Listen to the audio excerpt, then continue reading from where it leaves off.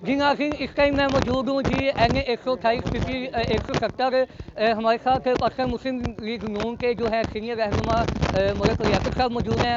इनसे पूछेंगे कि नून लीग इस मरतबा इलेक्शन 2024 में जो मार्का मारने जा रही है, क्या समझते हैं कि नून लीग दोबारा फिर से अपने कदम पंजाब में जमा पाएगी? तो हमारे साथ मलिक लियाकत साहब मौजूद हैं।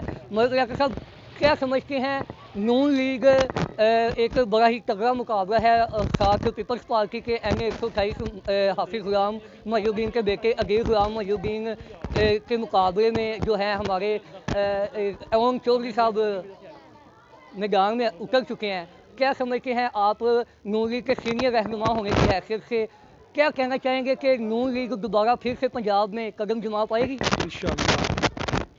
बिस्मिल्लाहिर्रहमानिर्रहीम आपने कहा, मैंने पहले इंशाअल्लाह कहा, बिस्मिल्लाह बाद में पढ़ी मैंने। और ये जो पीपी का दौर है ना, वो पंजाब से ख़त्म हो चुका है सर, खाम से लाहौर से, वो लाहौर से, वो बिलावल भी देखना कहाँ जाता है। नहीं, मेरी बात सुनिए, अभी कल 2 दिन पहले बिलावल भुट्टो ने टाउनशिप में NA 127 में एक बहुत बड़ा जमे गफीर से खिताब किया है।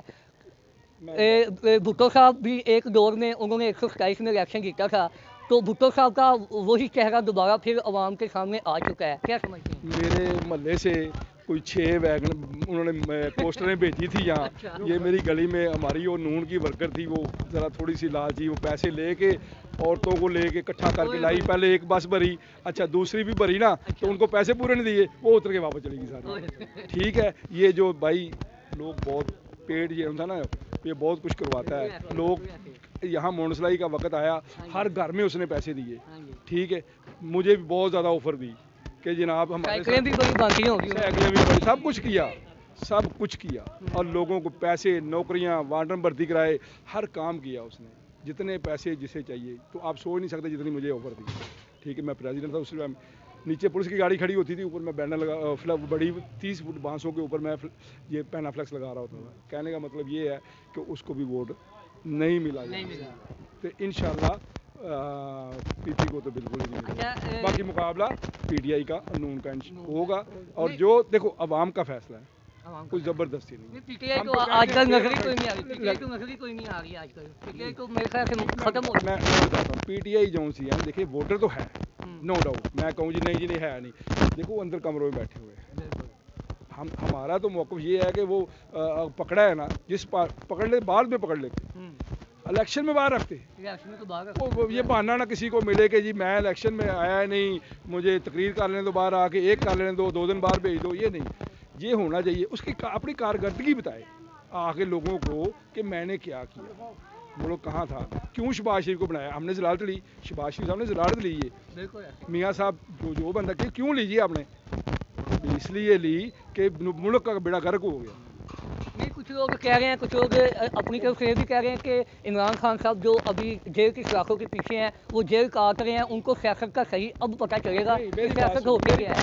तो फिर ये कहने की क्या जरूरत है, मुझे नहीं पता कि मुझे 60 दिन दे दें, मुझे 90 दिन दे दें, मुझे 120 दिन दे दें। और भाई तूने 3.5-4 साल गुजार लिए, 3.5-4 साल में अगर आप बता दें आपके महल्ले में किसी एक बंदे को नौकरी या आपके महल्ले को काम हुआ है कोई, आप बता दें। मैं तो ये मैं झूठ बोल रहा हूँ। मेरे महल्ले में जाओ, जहाँ मर्जी जाएँ, किसी बुजुर्ग आ रहे हैं, मस्जिद से आ रहे हैं, इन्हें खड़ा कर लें, इन्हें पूछें कि यार यहाँ काम कौन करता है। जब ये हमारे पास आते हैं, हम एक फ़ोन करते हैं, ख्वाजा अहमद खान था हमारा लीडर, ख्वाजा सुलेमान रफीक था, हम एक फ़ोन करते हैं, हमारा काम हो जाता। तो हमें तो काम चाहिए। ये बात मैं भी तस्लीम करता हूँ, हम सब मीडिया वाले भी तस्लीम करते हैं कि शहबाज हुकूमत ने पंजाब में, शहबाज शरीफ ने नौजवानों को जितना रिलीफ दिया है ना, जितना शहबाज शरीफ ने अपने दौर में तरक्याती मनसूबे बनाए हैं, उतना जो नौकरियाँ दी हैं नौजवानों को, इमरान खान साहब ने अभी तक ऐसा कोई उनका इकदाम नज़र नहीं आया।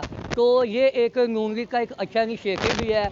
तो अब मसला ये है कि ये जो खिचड़ी सी मच गई है, ये जो इलेक्शन कमीशन के अंदर PTI से बल्ला छीन गया है, नून लीग से पता नहीं शेर भी छीना है या नहीं छीना। तो ये क्या आप समझते हैं इलेक्शन कमीशन का इसके अंदर कितना किरदार है लोगों के दिमाग ख़राब करने में? दिमाग में बहुत ज़्यादा किरदार जो है ना, आपको भी पता है, मुझे पता है कौन कर रहा है, कौन पीछे बैठा। हम चैनलों वाले, मेरा काम है केबल का है, मेरा head and CCN cable network है। हमें एक कॉल आती है, पे हमारा जियो बंद कर दो, जी हम दूसरी दफ़ा ये नहीं कह सकते 1 सेकंड से पहले ARY बंद कर दो, फलाना चैनल बंद कर दो, ठीक है। तो आपको पता कौन सा हस्तियाँ बैठी हैं, कौन कराती हैं, ठीक है। जो किसी को लाती हैं तो फिर जब वो मियाँ साहब का क्या कसूर था, उन्होंने यही कहा था अदारे अपनी हदूद में रहें, अदारे अपनी हदूद में रहें।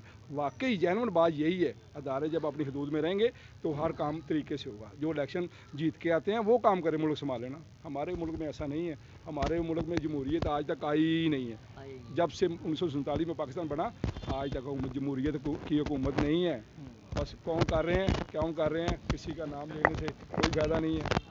जी बिल्कुल तो आप भी बेहतर समझ लो, मैं भी बेहतर समझता हूँ। तो बेहतर यही है कि हमें जो देखा, ठीक है, हमने यही देखा कि ये हुकूमत बेस्ट है। देखिए उस टाइम चीनी का क्या रेट था, पेट्रोल का क्या रेट था, डॉलर का क्या रेट था। अब ये जो कह रहा था ये कह रहा था कि मैं कर्जा नहीं लूँगा, मैं जोड़ी नहीं बढ़ाऊँगा, मैं हाथ नहीं बढ़ाऊँगा। अगर वो 30 साल में उतना कर्जा नहीं, इसने 2-2.5 साल में उससे ज़्यादा ले लिया, नहीं लिया तो आप बता दें क्या वकालत कर रहे हैं इसकी आप। बिल्कुल ठीक है, बिल्कुल ठीक है, हम बिल्कुल अनपढ़ बंदे हैं। बिल्कुल ठीक है कि याकूब लोग सब आप अपनी जगह ठीक है, सब लोग अपनी जगह ठीक है, मगर तो याकूब साहब आप सब लोग ठीक है। तो मगर तो याकूब साहब जो हैं PP 170 के सीनियर रहनुमा हैं और मज़ीद आपको दिखाते हैं कि ये जो मक्का कॉलोनी के जो अवाम है जो इलेक्शन 2024 8 फरवरी को देखते हैं किसको जो है वो बरसरे इक़्तिदार में लेके आती हैं। अल्लाह हाफ़िज़।